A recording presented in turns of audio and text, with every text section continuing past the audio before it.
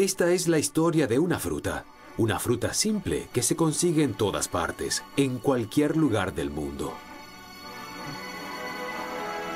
Sobre la base de esta fruta se fundó un imperio, uno de los primeros consorcios multinacionales, la United Fruit Company. I get the blues in the morning, I get the blues in the night, but when I eat a banana sundae, it's just right. Es la historia de una fruta que cambió la historia de Centroamérica y bautizó a repúblicas.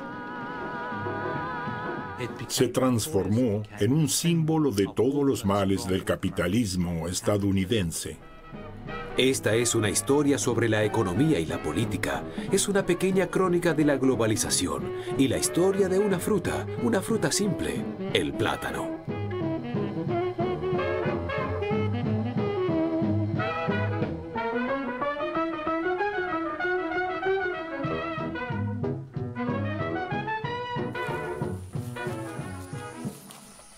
Todo comenzó en 1871, cuando el gobierno de Costa Rica encargó al empresario neoyorquino Minor Cooper Keith la construcción de una línea ferroviaria. Ha de conectar la costa del Caribe con la meseta central a través de la jungla.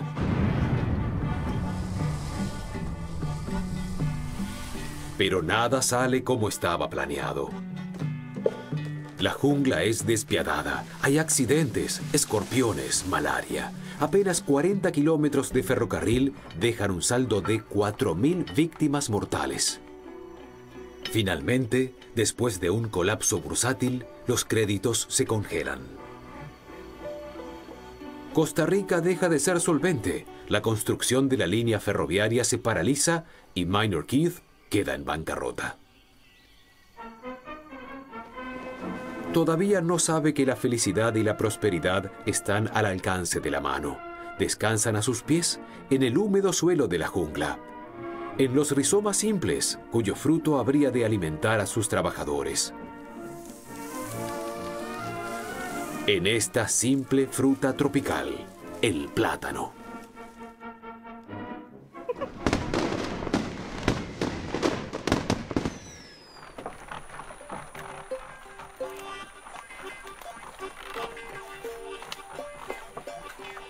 Lo que originalmente era un simple alimento de los trabajadores aparece a fin de siglo en los mercados estadounidenses. La fruta de lujo es muy buscada y es cara porque es rara y se estropea rápidamente.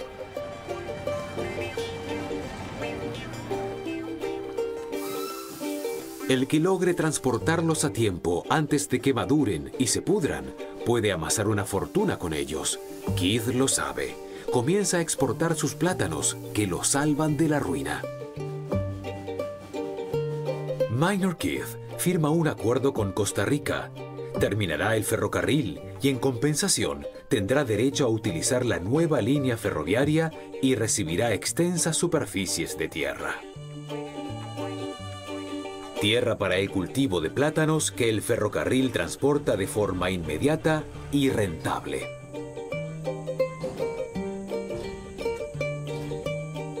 Esa es la piedra angular de su riqueza. En 1899, Minor Keith encuentra dos socios en Boston. Él tiene sus plantaciones y ferrocarriles en América Central, y los otros dos tienen una flota mercante y una red de distribución en Estados Unidos. El 30 de marzo de 1899 fundan juntos la United Fruit Company.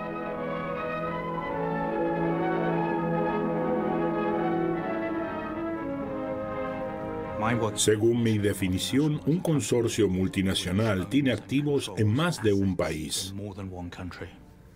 La United Fruit Company fue uno de los primeros consorcios multinacionales de bienes de consumo y llevó al extremo el principio de integración vertical. Después de todo, poseía la flota mercante privada más grande del mundo y combinaba en Estados Unidos todas las etapas, desde la producción hasta la distribución. En ese momento, eso era realmente extraordinario.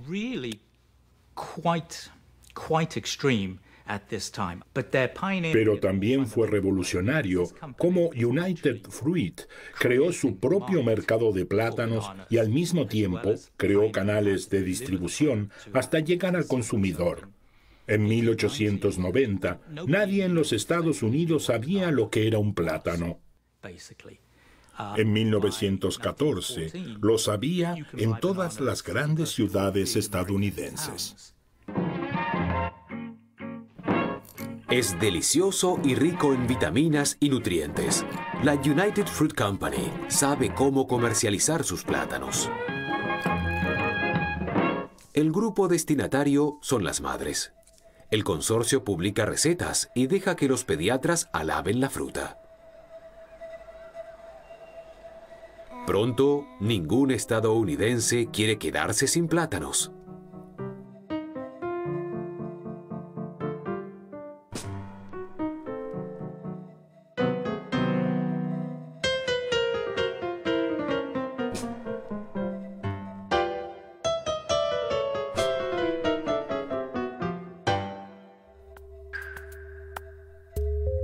La importación masiva convierte al plátano en un producto asequible para la mayoría de los consumidores.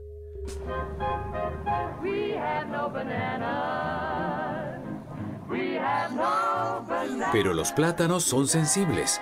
Huracanes, inundaciones y olas de calor malogran las cosechas periódicamente y todos echan de menos las bananas.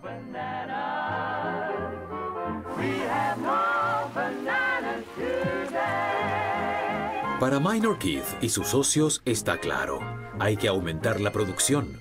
Cultivan cada vez más plátanos en terrenos cada vez más extensos de Centroamérica.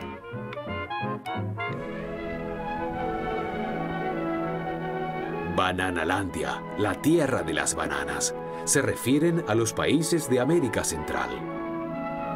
Antiguas colonias españolas que se independizaron a principios del siglo XIX. Pero Estados Unidos los ve como territorio propio, como una extensión natural de su mercado. Para la United Fruit Company, son una extensión ininterrumpida que sirve para el cultivo del plátano.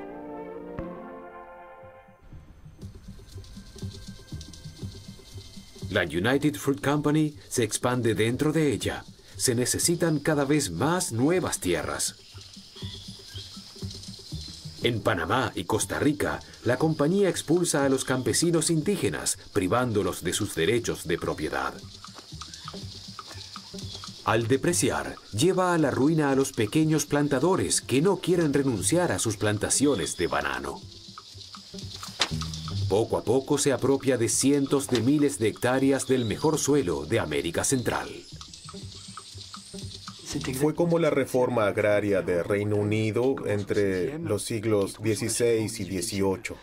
Allí directamente expropiaron a los granjeros británicos y privatizaron las áreas comunes. En el siglo XVIII, los granjeros tuvieron que vender su capacidad de trabajo a las fábricas que fueron recién creadas. Esa evolución fue el comienzo de la industria y la economía tal como la conocemos hoy en día. De ello surgió el actual capitalismo.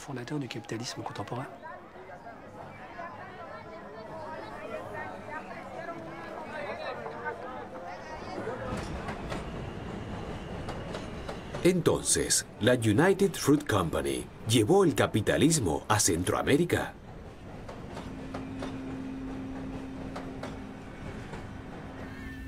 En todo caso, tuvo desde muy temprano una idea determinada del desarrollo y el progreso.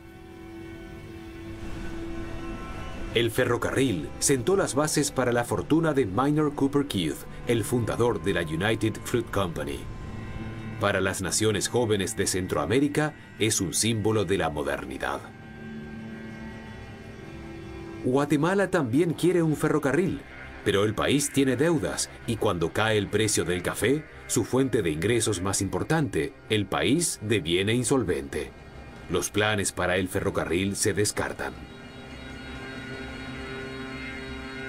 En 1903, Guatemala recurre al único que puede brindarle ayuda, Minor Cooper Keith. Este acepta construir una línea ferroviaria y a cambio pide, como siempre, tierras para sus plantaciones de bananos y el derecho de usar el tren para sus propios fines. Además, obtiene el control del puerto más importante del país y la red de telégrafos. Para la línea ferroviaria, Guatemala deja en manos de la United Fruit Company su infraestructura, su economía y su futuro.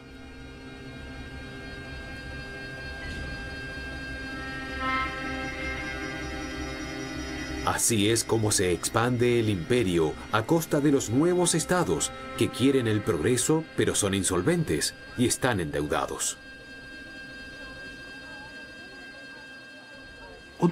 Por lo general, las deudas de los pobres sirven para la riqueza de los ricos.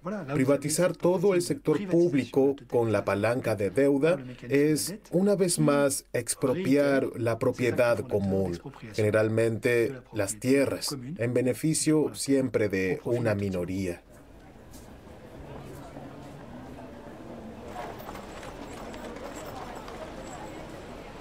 De esta manera, los países productores del Caribe se unen poco a poco a United Fruit. Y la empresa siempre consigue no pagar prácticamente ningún impuesto a los países. Esto consume aún más los recursos y aumenta la dependencia.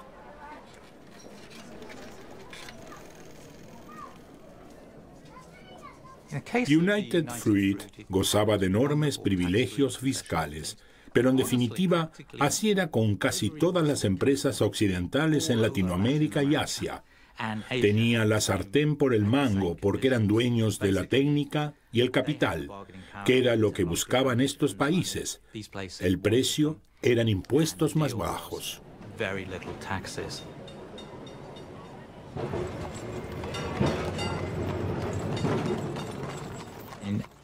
En la actualidad, la evasión fiscal o la optimización fiscal, como la llaman en la Escuela de Negocios, es un tema central de la economía mundial. Y ya no es más como en el siglo XIX, cuando los países débiles en vías de desarrollo ofrecían impuestos más bajos. Hoy es el núcleo de todos los negocios. Un consorcio multinacional puede evadir fácilmente las leyes fiscales de los estados soberanos, en los que se establece con ayuda de los precios de transferencia tan extendidos actualmente. La ganancia se contabiliza donde es fiscalmente más ventajoso. Ahí es donde entra en juego la política. ¿Ese dinero debería usarse para el sector público y el bien común o dejamos que las multinacionales sigan drenando los ingresos fiscales de los países? Es un desafío social que ocurre en todo el mundo. El plátano ha llegado lejos.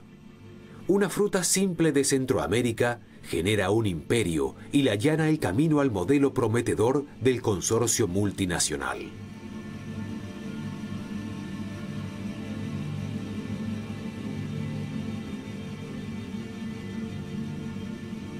El escritor estadounidense O. Henry le erigió un monumento para la eternidad. Su novela Repollos y Reyes, publicada en 1904, trata de un estado imaginario totalmente sometido a una empresa frutícola. En este contexto, acuña el término República Bananera.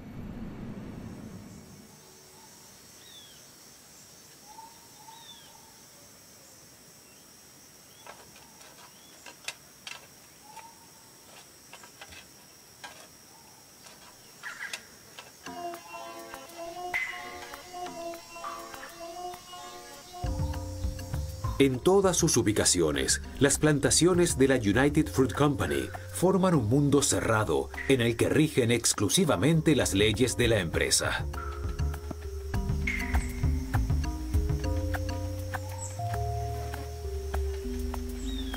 Es un mundo con barreras claras, integrado por supervisores blancos, graduados de las universidades de élite de la costa este y capataces blancos del sur de Estados Unidos, que traen consigo la mentalidad de los tratantes de esclavos.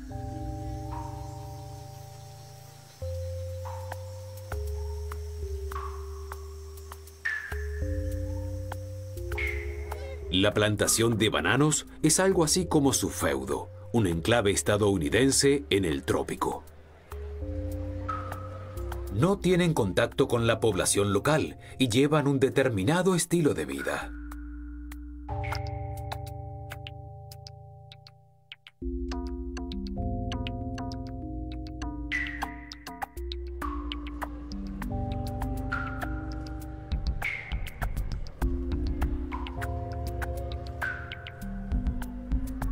Telegrama del 29 de mayo de 1919 a la central de United Fruit Company.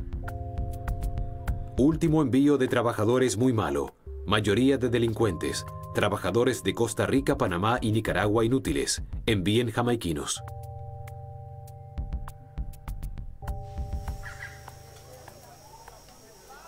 Los trabajadores de la plantación forman la fuerza productiva, una reserva que se administra.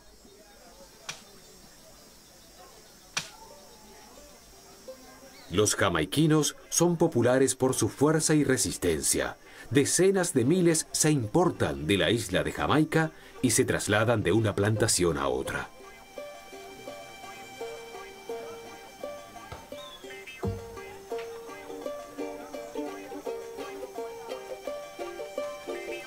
A los indios del lugar les tienen reservadas tareas domésticas.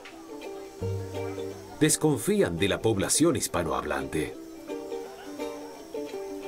La empresa prefiere trabajadores desarraigados, aislados y obedientes.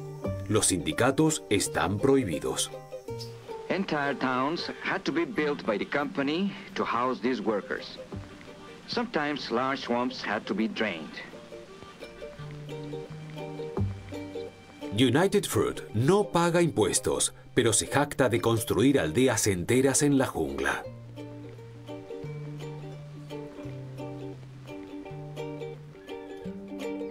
Los trabajadores y sus familias tienen un techo. Se construyen centros sanitarios y hospitales. Y escuelas para los hijos de los trabajadores.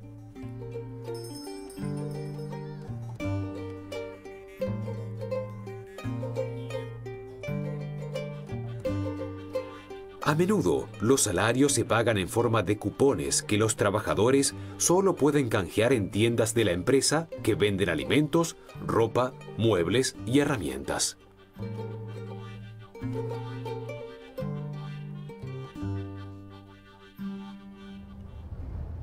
Pero a pesar del control total de los empleados, las demandas crecen. Por una semana de 6 días laborales de 8 horas, seguro de desempleo, y el pago de los salarios en efectivo. En Bananalandia aumenta la ira. En octubre de 1928, los trabajadores de la plantación colombiana de Santa Marta hacen una huelga. Las negociaciones fracasan. Los huelguistas ocupan las instalaciones de la plantación. En consecuencia, el gobierno colombiano envía al ejército. Hay más de 1000 muertos.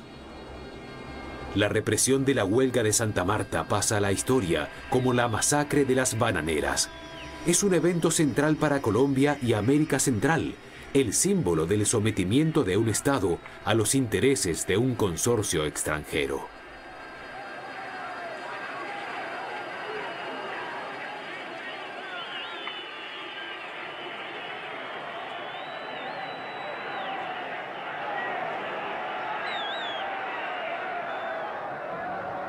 De aquí en adelante, en todos los países del Caribe le llaman el pulpo a la United Fruit Company.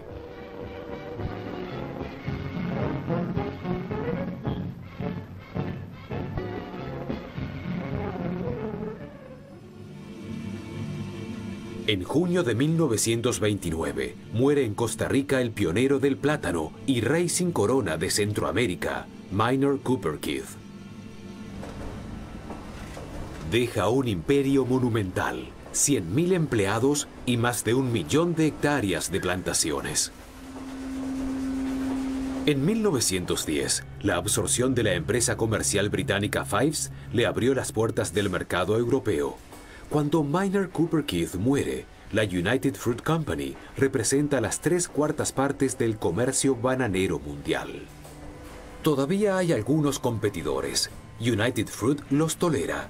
Así la empresa elude la ley de libre competencia estadounidense que prohíbe la creación de monopolios.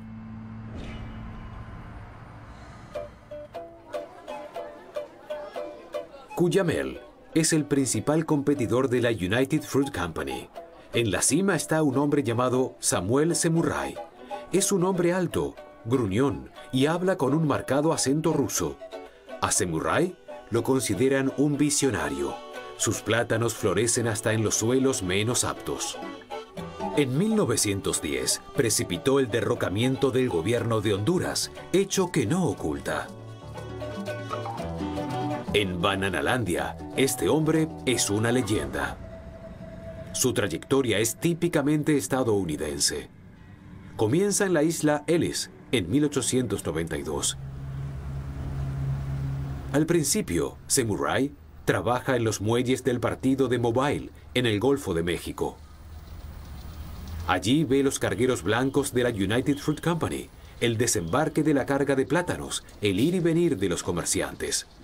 Semurray aprende cuáles son las frutas que nadie quiere, los plátanos maduros que no se pueden transportar a tiempo a mercados lejanos. Compra la carga a un precio ridículo. Alquila un automóvil y en su recorrido por el sur vende al cabo de 3 días la carga completa en las estaciones de tren. En su primer viaje gana $40 estadounidenses.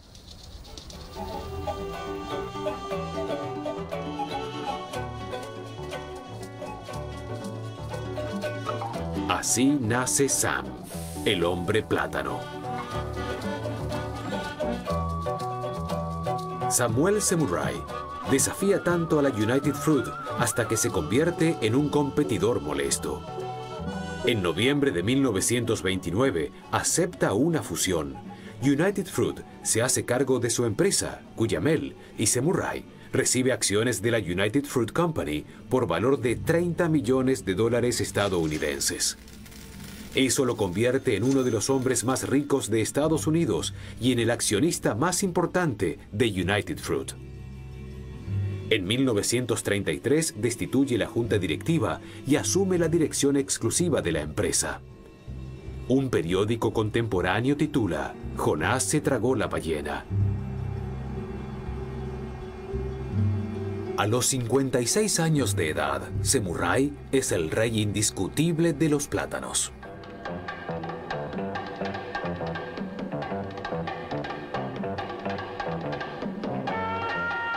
Pero un imperio económico no debe estancarse. Si no crece, se hunde.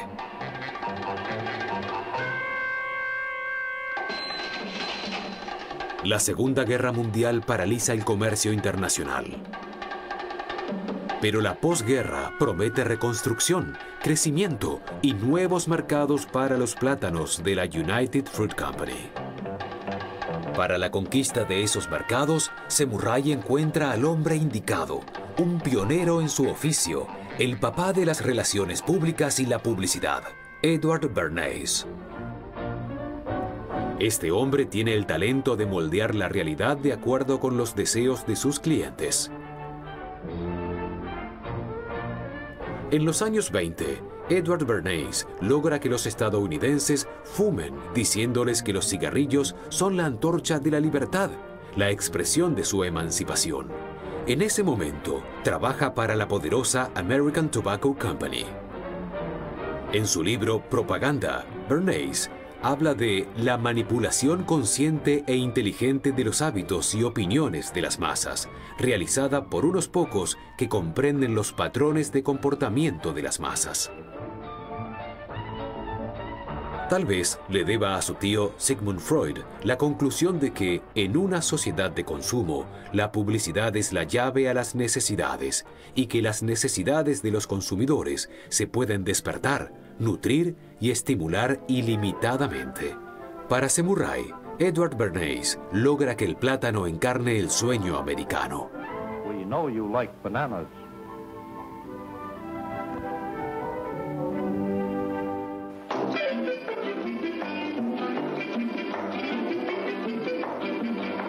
I'm Chiquita Banana, and I've come to say bananas have to ripen in a certain way, and when they're flecked with brown and have a golden hue, bananas taste the best and are the best for you.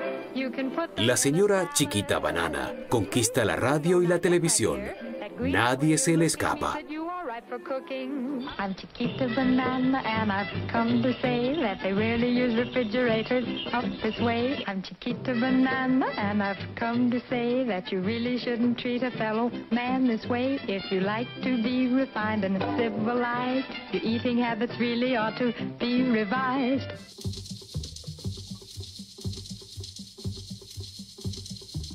En el mundo ideal de la señora Chiquita Banana, todos los plátanos son iguales en forma y sabor. United Fruit cultiva solo una variedad, la Gros Michel. Es sabrosa, carnosa y resistente, por eso se la puede exportar. La demanda va en aumento.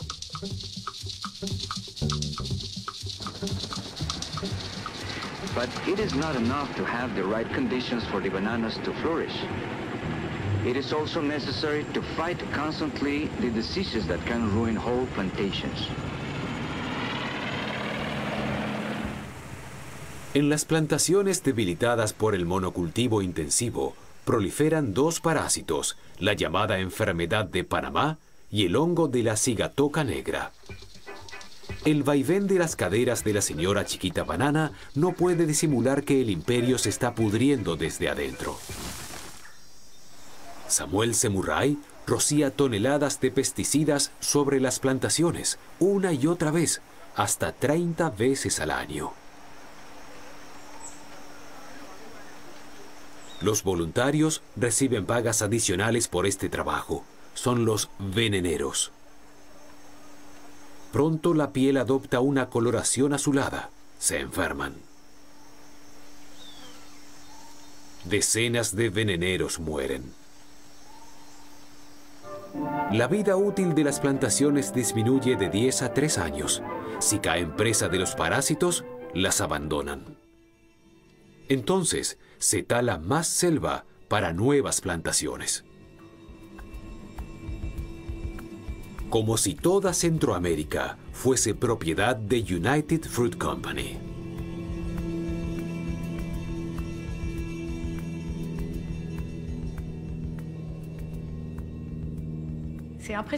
Llama la atención. Es una alegoría de las fuerzas antinaturales del capitalismo y la lógica de la acumulación. La acumulación infinita de capital inherente al capitalismo va de la mano con la idea de una explotación ilimitada de los recursos.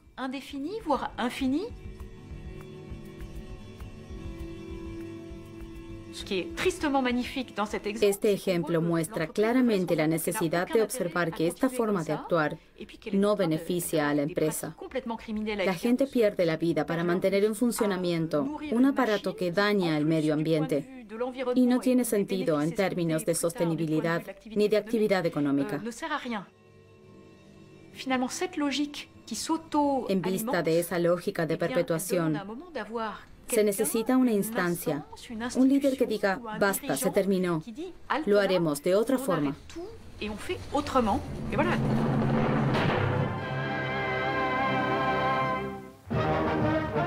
El día 26 de octubre de 1944, Guatemala entera presenció la más grande expresión de fervor cívico. Todos los habitantes de la capital y de algunos municipios en número mayor de 100,000 se lanzaron a las calles formando la manifestación más compacta y numerosa que se haya visto.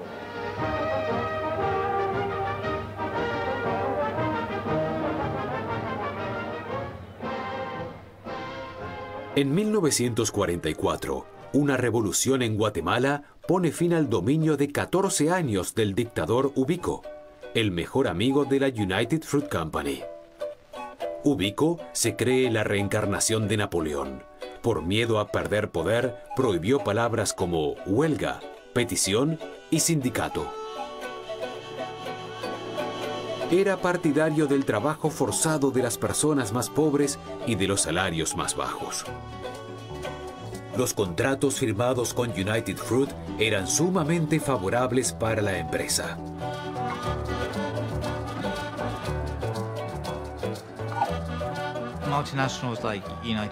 Consorcios como la United Fruit quieren seguridad para sus inversiones. Las democracias pueden ser muy inestables. Hay motivos por los que muy pocas multinacionales invierten en India, por ejemplo. Porque es un país democrático con partidos de todo tipo que negocian constantemente. Eso es una pesadilla para las multinacionales. Prefieren obrar en China, por ejemplo. Como el Partido Comunista aprueba las actividades de la empresa respectiva, existe un alto grado de seguridad y difícilmente surgirán dificultades. Creo que eso es lo que les importa a las multinacionales: la seguridad y la estabilidad que garantizan los dictadores o el Partido Comunista.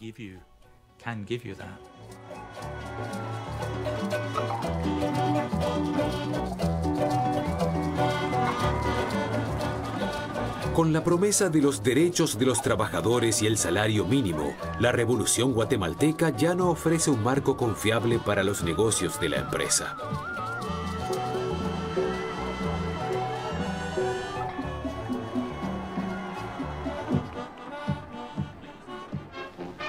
En 1951, el coronel Jacobo Arbenz Guzmán se convierte en presidente de Guatemala mediante elecciones libres.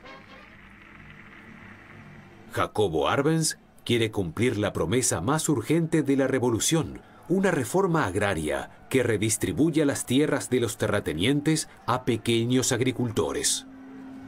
Pero el terrateniente más importante, que posee más de 2/3 de las tierras agrícolas del país, es la United Fruit Company.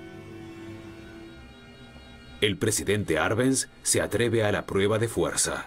Por decreto, confisca cientos de miles de hectáreas de zonas de reserva de la United Fruit Company. Las indemnizaciones son escasas. Se basan en las declaraciones de impuestos de la empresa, que siempre redujo sus ganancias. La United Fruit Company nunca enfrentó un desafío así.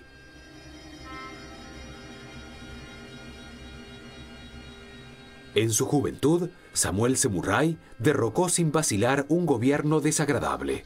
Pero como esta vez no hay mercenarios disponibles, acude a Edward Bernays, el genio de las relaciones públicas. Él ha de resolver el caso Arbenz. Bernays recurre a la melodía que tan bien domina. Crea una nueva realidad. Proteger los intereses privados de la United Fruit Company en Guatemala se convierte en un asunto de Estados Unidos. El plátano pasa a ser un factor estratégico. Además, Edward Bernays inventa una trama al estilo de los años 50 para los Estados Unidos de la Guerra Fría.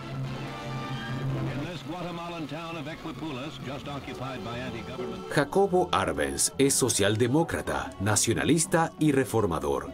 Bernays lo presenta como un comunista fiel a Moscú, como la personificación del peligro rojo que amenaza a Estados Unidos y el mundo libre. Edward Bernays apunta a la opinión pública. Inaugura una oficina de información de Centroamérica. Organiza viajes de prensa y ofrece artículos a editoriales allegadas.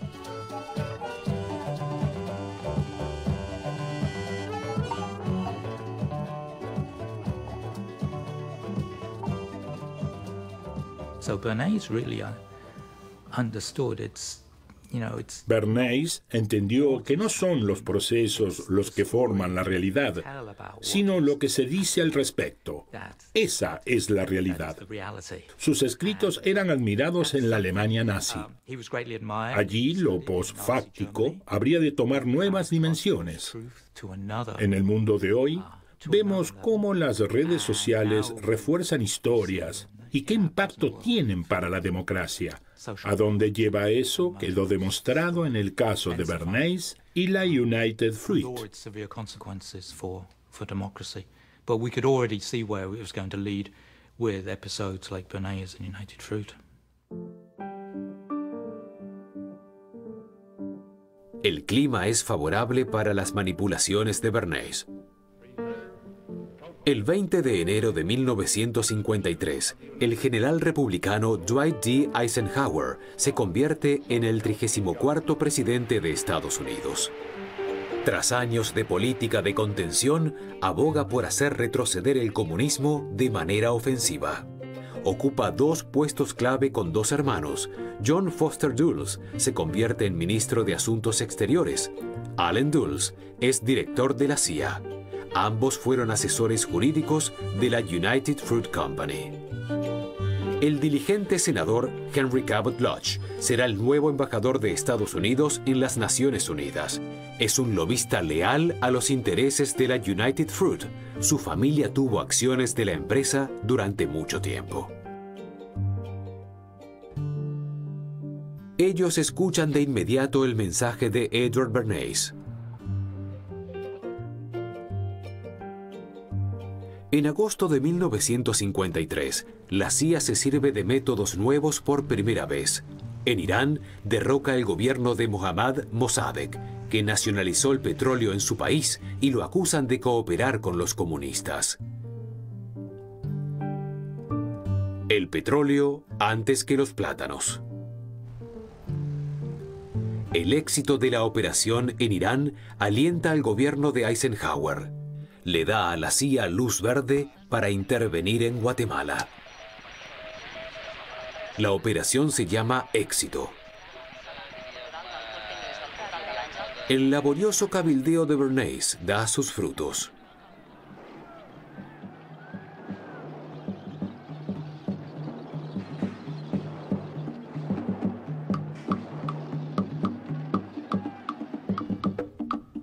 La CIA apoya a un opositor del gobierno de Arbenz.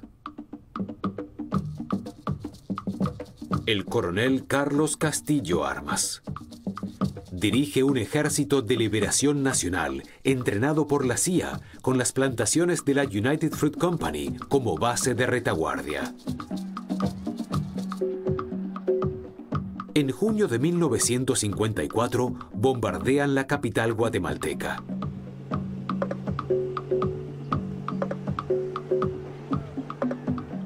Obligado a renunciar, Jacobo Arbenz da un discurso en la radio el 27 de junio de 1954. Han tomado de pretexto al comunismo. La verdad es muy otra. La verdad hay que buscarla en los intereses financieros de la compañía frutera y en los de los otros monopolios norteamericanos que han invertido grandes capitales en América Latina, temiendo que el ejemplo de Guatemala se propague a los hermanos países latinoamericanos. Con la ayuda de Estados Unidos, el proclamado presidente Castillo Armas revierte las medidas tomadas por el gobierno de Arbenz. La reforma agraria se abandona y la United Fruit recupera sus tierras. Pero no regresan la estabilidad ni la seguridad. Después del golpe de Estado, en Guatemala estalla una guerra civil que recién termina en 1996. El saldo son más de cientos de miles de muertos, 1 millón de desplazados, decenas de miles de desaparecidos. Entre las primeras víctimas estuvieron los descendientes de los mayas. Se habla de genocidio.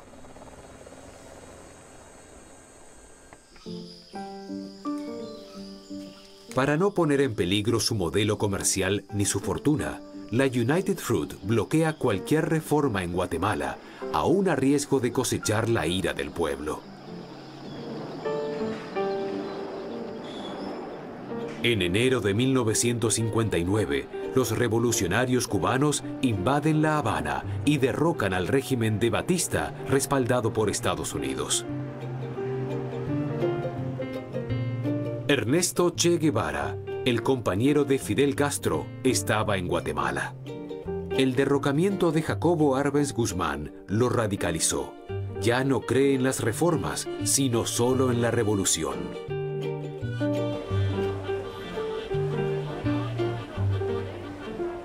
En 1960, Fidel Castro estatiza todas las empresas estadounidenses.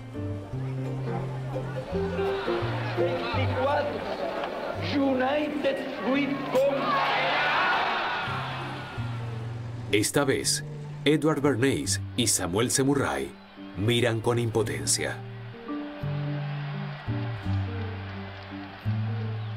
El rey de los plátanos muere en 1961. Su imperio lo sobrevive poco tiempo. A través de adquisiciones y fusiones, la United Fruit Company desaparece. Su sucesor es Chiquita Brands.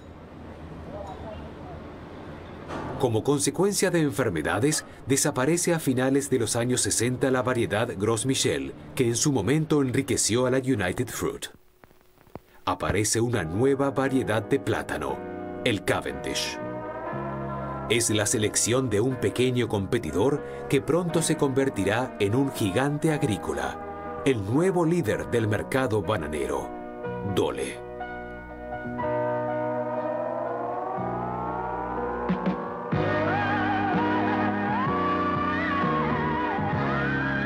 The Dole banana. If you feel it, peel it. Según los informes más actuales, el plátano Cavendish está a punto de desaparecer. Los trabajadores de Dole han demandado en vano a la empresa por envenenamiento con pesticidas.